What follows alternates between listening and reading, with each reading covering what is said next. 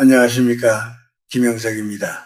오늘 나는 여러분과 조금은 아프지만 꼭 마주해야 할 우리 삶의 진실에 대해 이야기를 나눠볼까 합니다. 내가 올해로 100년이 넘는 세월을 살아보니 인생이라는 것이 참으로 묘합니다. 사람들은 흔히 나이가 들면 복을 빌기 위해 산으로 들러 혹은 이름난 절이나 교회를 찾아다니며 정성을 드립니다. 정성을 다해 제사를 지내고 자식 잘 되라고 빌고 내 몸 건강하게 해달라고 머리를 조아리지요.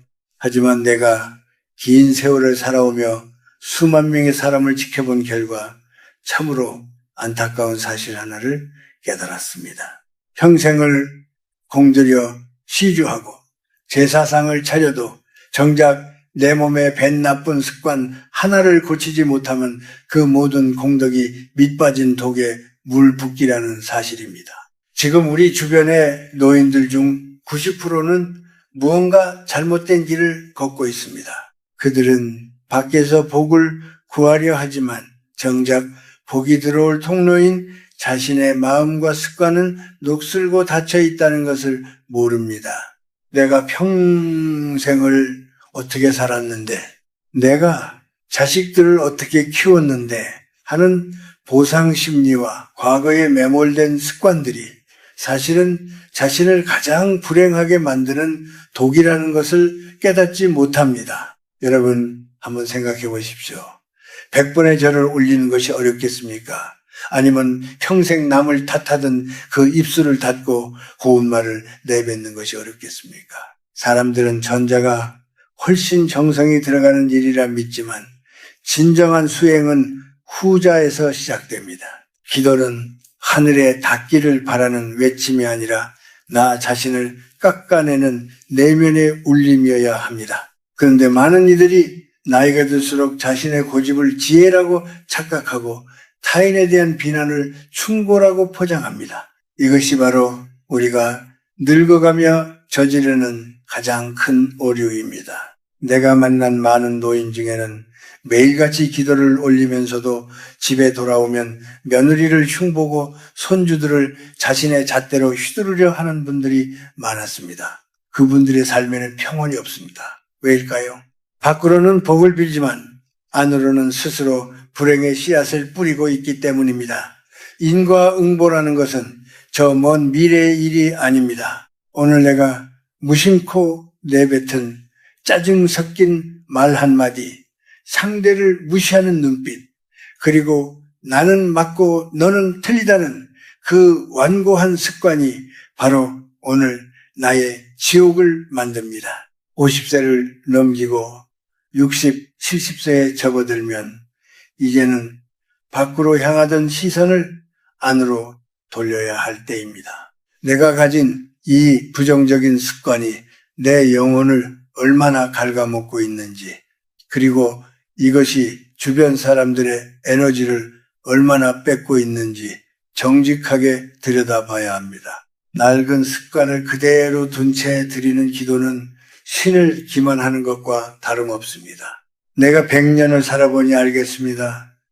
인생에서 가장 큰 기적은 병이 낫거나 자식이 갑자기 성공하는 것이 아닙니다. 어제까지 내 고집만 피우던 내가 오늘 누군가의 말을 귀담아 듣기 시작하는 것, 평생 화를 내던 사람이 웃으며 용서하는 것, 바로 그 작은 습관의 변화가 진짜 기적이고 가장 큰 축복입니다. 만약 여러분이 지금 삶이 고단하고 자식들과의 관계가 예전 같지 않으며 몸도 마음도 지쳐 있다면 지금 당장 제사상을 차리거나 어디 가서 운명을 물어보기 전에 자신의 하루를 가만히 복귀해 보시기 바랍니다.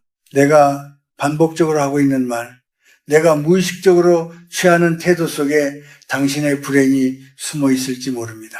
90%의 사람들이 죽을 때까지 깨닫지 못하는 이 진실을 여러분은 지금이라도 마주하시길 바랍니다. 습관을 고치는 것이야말로 진정으로 나를 대접하고 조상을 기리는 최고의 예법입니다. 사람은 나이가 들면 지혜가 깊어진다고들 하지만 내가 살아보니 꼭 그렇지만은 않았습니다. 오히려 나이가 들수록 지혜는커녕 아집만 두꺼워지는 경우를 참으로 많이 보았지요.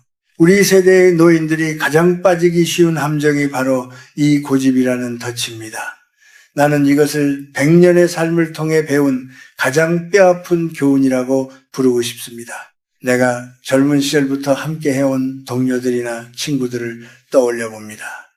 그 중에는 참으로 유능하고 사회적으로 높은 위치에 올랐던 이들이 많았습니다. 하지만 그들이 70이 넘고 80이 되었을 때 모두가 존경받는 노년이 된 것은 아니었습니다.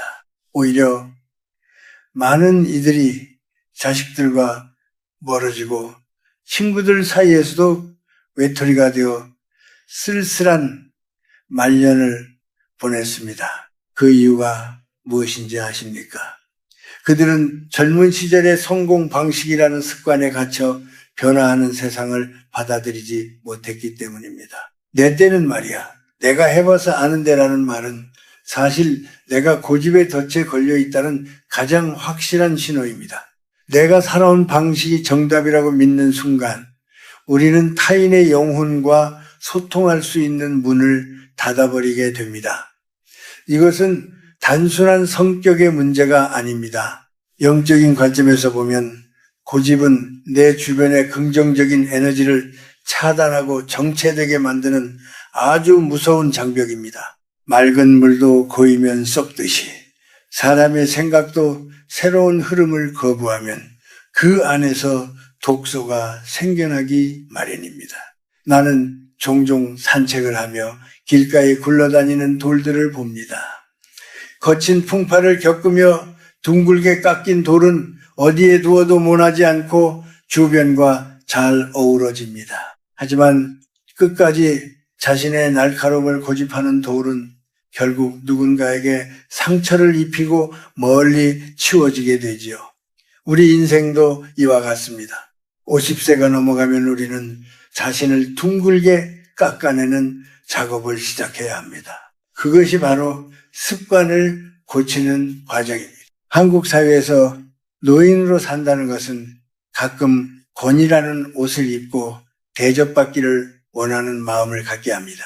하지만 진정한 어른의 권위는 목소리를 높이는 데서 오는 것이 아니라 내 생각을 내려놓고 젊은이들의 서툰 목소리를 끝까지 들어줄 수 있는 인내심에서 나옵니다. 내가 아는 한 지인은 평생을 엄격한 가부장으로 살았습니다. 그는 가족들이 자신의 말에 복종하는 것을 효도라고 믿었지요. 하지만 그가 병석에 누웠을 때 가족들의 눈에서 보인 것은 사랑이 아니라 의무와 체념이었습니다. 그는 죽기 직전에야 내게 고백했습니다. 김 교수, 내가 평생 지켜온 이 고집이 결국 내 주위에 아무도 남지 않게 만들었네. 이것이 얼마나 슬픈 일입니까? 평생을 가족을 위해 희생하며 살았다고 자부했는데 정작 내 곁에 남은 것은 차가운 벽뿐이라니요. 90%의 노인들이 이 사실을 너무 늦게 깨닫습니다. 내가 가진 나쁜 습관, 특히 남을 가르치려 하고 내 방식만을 강요하는 그 습관이 사실은 내 노년의 복을 갉아먹는 가장 영적으로 보아도 그렇습니다. 마음이 경직된 사람에게는 하늘의 복이 스며들 틈이 없습니다. 우리가 기도를 하고 정성을 드리는 이유는 내 마음의 밭을 부드럽게 만들기 위함입니다. 밭이 부드러워야 씨앗이 뿌리를 내릴 것 아닙니까? 그런데 마음은 콘크리트처럼 딱딱하게 굳어 있으면서 그 위에 복이라는 씨앗만 뿌려달라고 애원하니 그 씨앗들이 다 어디로 가겠습니까? 여러분, 이제는 인정해야 합니다. 내가 옳다는 그 생각, 내가 가장 고생했다는 그 마음이 사실은 여러분을 가장 외롭게 만들고 있다는 것을 말입니다. 나이가 들어서 겪는 가난보다 더 무서운 것은 마음의 가난입니다. 그리고 그 마음의 가난은 나는 변할 필요가 없다고 믿는 오만한 습관에서 시작됩니다. 내가 100년을 넘게 살며 가장 경계하는 것이 바로 이것입니다. 오늘도 나는 나 자신에게 묻습니다. 김영석, 너는 오늘도 누군가의 말을 가로막지는 않았느냐? 너의 낡은 잣대로 젊은이들의 꿈을 재단하지는 않았느냐?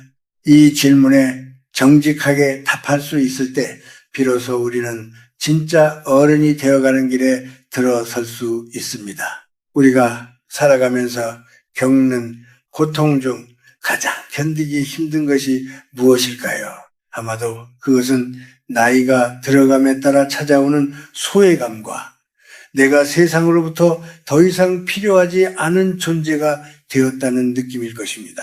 많은 이들이 50세를 넘기고 노년에 접어들면서 가슴 한구석에 형용할 수 없는 허전함과 슬픔을 안고 살아갑니다. 자식들에게 서운함을 느끼고 사회로부터 무시당하는 것 같아 울화가 치밀기도 하지요.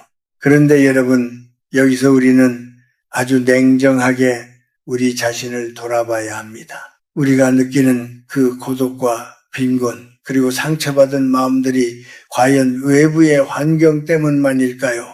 내가 오랜 세월 동안 수많은 사람의 마지막을 지켜보며 느낀 점은 노년의 비극은 대개 피해의식이라는 습관에서 시작된다는 것입니다. 내가 너를 어떻게 키웠는데, 내가 이 회사를 위해 어떻게 헌신했는데 하는 마음들이 우리 안에 뿌리 깊게 박혀 있습니다. 이것이 습관이 되면 우리는 늘 누군가에게 보상받기를 원하게 됩니다. 보상을 기대하면 필연적으로 서운함이 생기고 그 서운함은 상대방을 비난하는 말로 이어집니다. 결국 그 날카로운 말들이 소중한 사람들을 내 곁에서 떠나게 만드는 것이지요.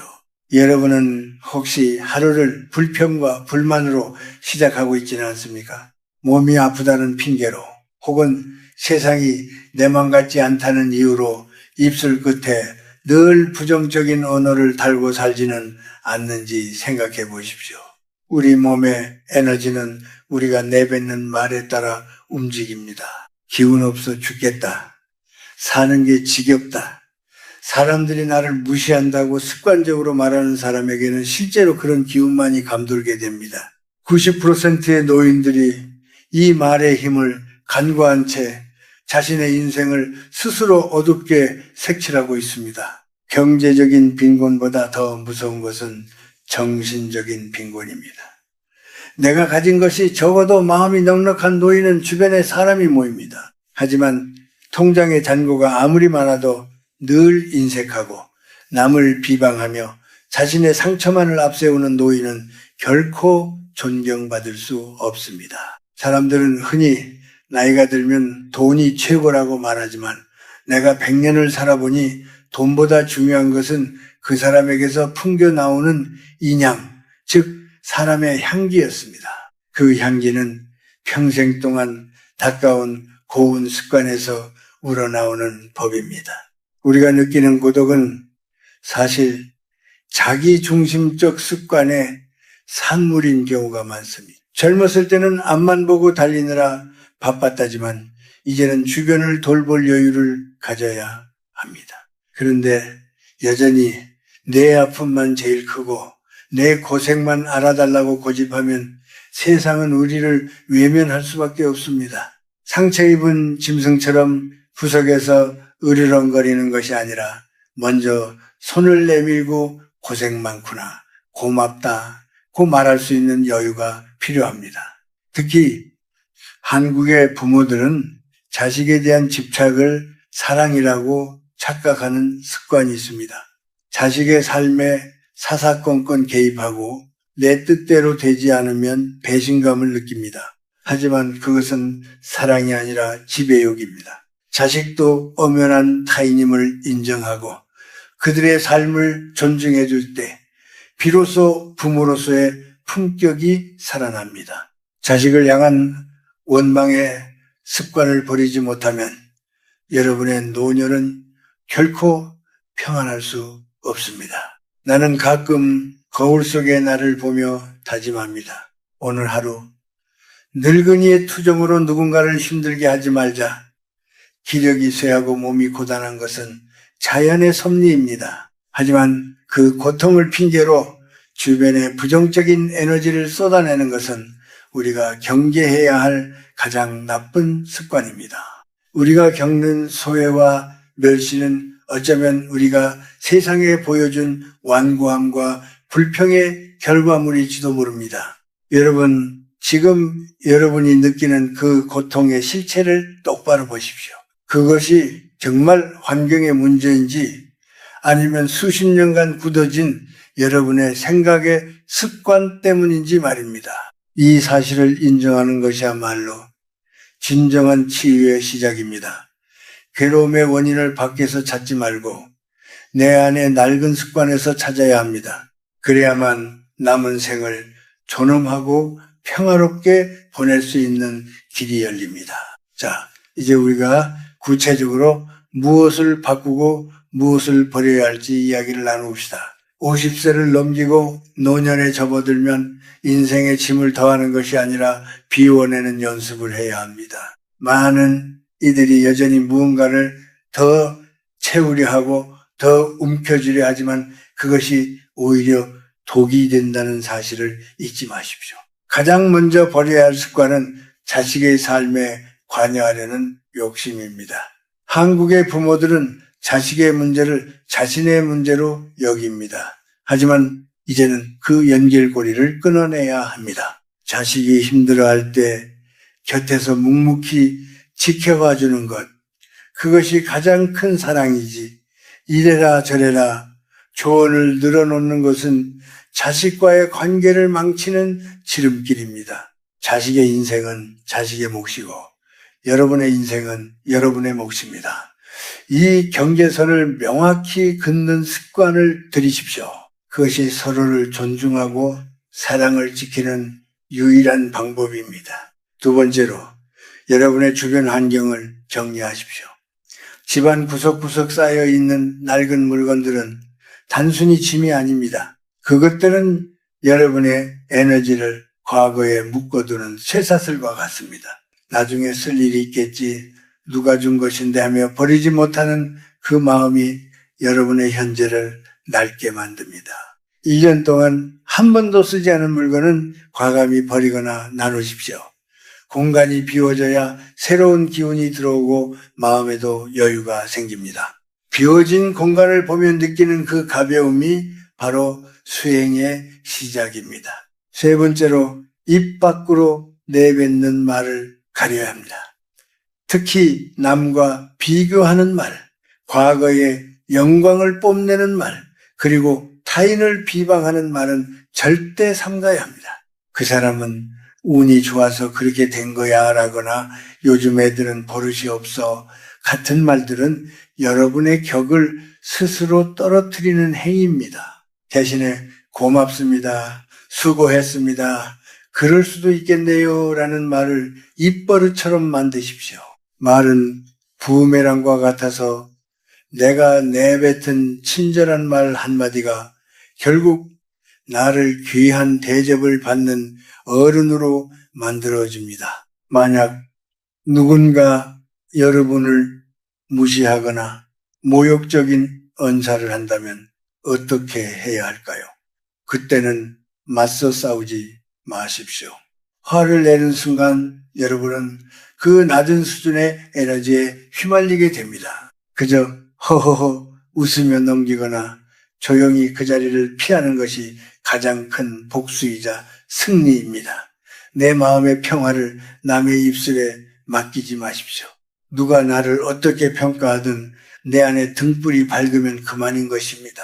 또한 건강을 핑계로 게을러지는 습관을 경계해야 합니다. 나이가 들수록 몸을 부지런히 움직여야 합니다. 거창한 운동이 아니어도 좋습니다. 매일 아침 정해진 시간에 일어나 이부자리를 정돈하고 깨끗한 옷을 갈아입고 주변을 산책하는 그 작은 규칙들이 여러분의 영혼을 깨어있게 합니다. 흐트러진 모습으로 하루를 보내는 노인에게는 누구도 다가오려 하지 않습니다. 자신을 가꾸고 아끼는 습관이야말로 자식들에게 보여줄 수 있는 가장 훌륭한 뒷모습입니다. 마지막으로 고독을 즐기는 법을 배우십시오. 친구가 없어서 자식이 찾아오지 않아서 외롭다고 한탄하는 것은 아직도 남에게 기대어 행복을 찾으려 하기 때문입니다. 혼자 있는 시간이야말로 나 자신과 깊이 대화할 수 있는 축복의 시간입니다. 좋은 책을 읽고 글을 쓰고 명상을 하며 내면을 채우는 습관을 들이면 여러분은 결코 외롭지 않습니다. 오히려 그 깊은 고독 속에서 나오는 평온함이 주변 사람들을 자석처럼 끌어당기게 될 것입니다. 이러한 변화들은 하루아침에 이루어지지 않습니다. 하지만 매일 조금씩 아주 작은 것부터 고쳐나가 보십시오. 낡은 옷을 벗어던지고 새 옷을 입듯이 여러분의 영혼에 낀 때를 닦아내는 이 과정이 진정한 공덕이자 수행입니다. 수천 번의 절보다 이 작은 실천 하나가 여러분의 남은 생을 훨씬 더 풍요롭게 만들 것입니다. 이제 우리는 인생이라는 긴 여정의 마지막 언덕에 서서 우리가 걸어온 길을 되돌아보고 남은 길을 어떻게 갈 것인지 정리해야 할 시간입니다. 내가 100년이라는 시간을 이 세상에서 머물며 깨달은 마지막 진실은 인생의 완성은 얼마나 많은 것을 이루었느냐가 아니라 얼마나 평온한 마음으로 마침표를 찍느냐에 달려있다는 사실입니다. 우리는 흔히 죽음 앞에서 두려움을 느낍니다. 하지만 내가 보니 진정으로 두려워해야 할 것은 죽음 그 자체가 아니라 내 안에 쌓인 원망과 집착을 버리지 못한 채 생을 마감하는 것입니다. 평생을 남을 미워하고 자식에게 서운해하고 세상을 비관하며 살아온 습관은 죽음의 문턱에서도 우리를 괴롭힙니다. 반대로 평소에 자신을 다스리고 선한 습관을 길러온 사람은 마지막 순간에도 마치 잘 익은 과일이 나무에서 떨어지듯 자연스럽고 평온하게 떠날 수 있습니다. 어떤 이들은 나이가 들어서 이제 와서 무엇을 바꾸겠느냐고 묻습니다. 이 나이에 습관을 고친다고 인생이 달라질까라고 회의적으로 말하기도 하지요. 하지만 여러분, 인생은 마지막 5분까지도 소중한 것입니다. 80세에 고친 나쁜 습관 하나가 남은 10년, 20년의 삶을 천국으로 만들 수 있습니다. 내가 아는 한 노학자는 90세가 되어서야 비로소 남의 말을 가로막지 않는 법을 배웠다고 고백했습니다. 그분은 그 작은 변화 덕분에 생애 마지막 몇 년간 자식들과 그 어느 때보다 깊은 사랑을 나누었습니다. 이것이 바로 습관이 주는 기적입니다. 우리가 그토록 집착했던 재물, 명예, 자식의 성공은 결국 우리가 떠날 때 가져갈 수 없는 것들입니다. 우리가 마지막까지 가져갈 수 있는 유일한 것은 오직 내가 닦아온 마음의 결뿐입니다.